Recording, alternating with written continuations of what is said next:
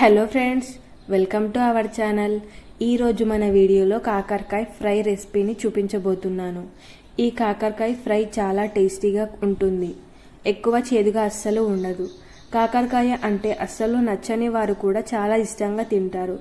చాలా ఈజీగా కూడా చేసుకోవచ్చు. ఈ కాకరకాయ ఫ్రైని రసం, సాంబార్, పప్పుచారు ఇలా దేంట్లోకైనా చాలా టేస్టీగా ఇష్టంగా తింటారు.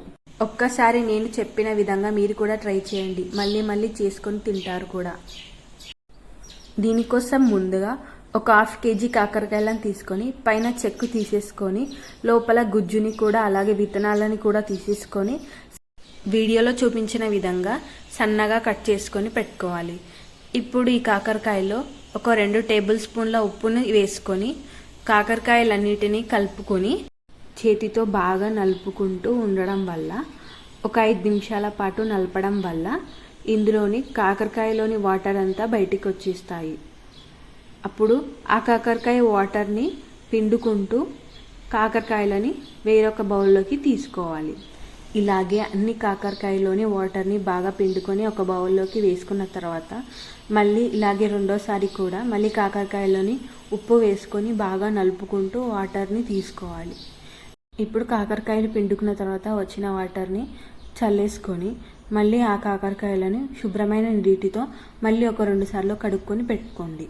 తర్వాత స్టవ్ పైన ఒక కడాయిని పెట్టుకొని అందులో కాకరకాయలను వేసుకొని ఒక 5 నిమిషాల పాటు కాకరకాయలను నూనె కానీ ఏం కానీ వేయకుండా ఒక 5 నిమిషాల పాటు మగ్గించుకోండి.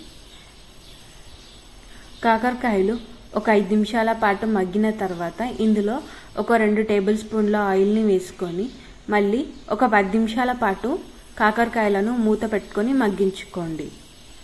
ఇలా మధ్య మధ్యలో మూత తీస్తూ కలుపుకుంటూ కాకరకాయలు బాగా ఫ్రై అయ్యేంత వరకు వేయించుకోండి. కాకరకాయలు ఉడికి బాగా ఫ్రై అయిన తర్వాత ఇందులో ఒక టేబుల్ స్పూన్ కారం పొడి, తర్వాత కొంచెం ఉప్పు, కొంచెం పసుపు వేసుకొని అలాగే 4-5 వెల్లుల్లి రెబ్బలు దంచుకొని వేసుకోండి. ఇలా వీటన్నిటిని వేసుకున్న తర్వాత కాకరకాయని మరొకసారి బాగా కలుపుకుంటూ ఒక 5 నిమిషాల పాటు ఫ్రై చేసుకోండి. ఇలా ఒక 10 నిమిషాల పాటు ఫ్రై చేసుకున్న తర్వాత కొంచెం శుభ్రంగా కడుక్కున్న కొత్తిమీర తురుమును అలాగే జీలకర్ర, ధనియా పౌడర్ని వేసుకొని మరో 2 నిమిషాల పాటు మగ్గించుకోండి. ఇలా మగ్గిపోయిన తర్వాత స్టవ్ ఆఫ్ చేసుకోండి.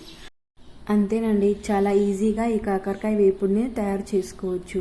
ఎక్కువ చేదుగా అస్సలు ఉండదు. కాకరకాయ అంటే అస్సలు నచ్చని వారు కూడా చాలా ఇష్టంగా తింటారు. నేనైతే ఈ కాకరకాయ వేపుడిని అలాగే తినేస్తాను కూడా. చాలా టేస్టీగా ఉంటుంది, అస్సలు చేదుగా ఉండదు.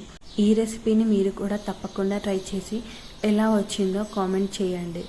ఈ రెసిపీ నచ్చినట్టయితే లైక్ చేయండి, మరొకరికి షేర్ చేయండి. మరిన్ని వీడియోస్ కోసం ఛానల్ని సబ్స్క్రైబ్ చేసుకోండి.